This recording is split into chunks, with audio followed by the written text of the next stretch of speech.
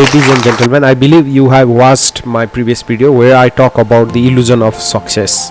When first time I learned about the illusion of success, theory versus reality, it's really bring goosebump in my body, and of course you feel the same. Some of the information are quite conflicting, we cannot digest, but this is what it is.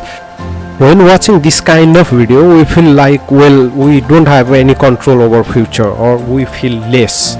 But actually, when we know reality, believe me, it will help us to move forward in life. Also, it will help us to prepare in advance. So stay with me. Here I'm going to expose or debunk 10,000 hours deliberate practice. Do you believe if you want to become the world class expert, do you really need to spend minimum 10 years?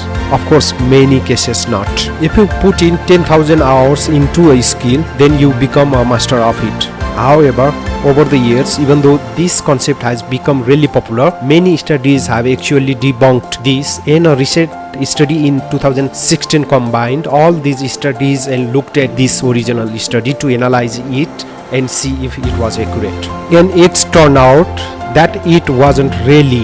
Yes, practice matters. We cannot forget that practice is a very important part of improving a skill. However, there are many different factors involved.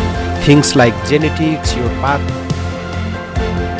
your school, your friends, your personality actually contribute to how good you can get it topic. And that doesn't sound exciting, right? Because it sounds like we have less control over what we can learn with the 10,000 hour rule. So you cannot say, hey, anybody can do anything that they want, which is just such a nice thing to hear. But unfortunately, the truth of the matter is that we don't play in an even playing field in this world. When you think that it's not fair, that you want to play basketball by your short height, well, you cannot. That is life, and life is unfair. Not everybody start at same level.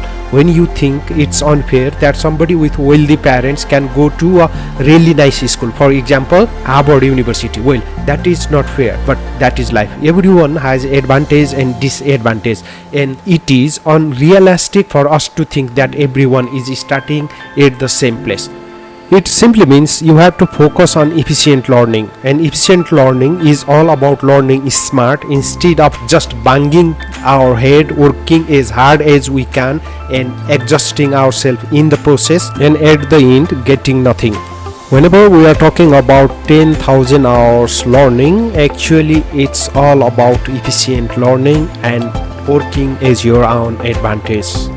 First of all, idea of 10,000 hours rule, it's first published in the Cognitive Psychology journal called Perception in Chess. It deals with how chess player of the varying strength from master to novice perceived and remembered laid out chessboard structure and position. They found that the more of the expert chess player was, the more years they had put into the game, and grandmaster very rarely had put on less than 10 years. Another case study in 1993, scientist Anders Ericsson and a group of psychologists in Berlin were researching violin players. They found that by age 20, the leading performer had average and excess of 10,000 hours of practice each. Also, in Malcolm Gladwell book Outliers, he concludes that 10,000 hours is an extraordinary consistent answer is an incredible number of fields. The hours you need to have practice, worked, apprenticed before you become expert at something, and even more hours.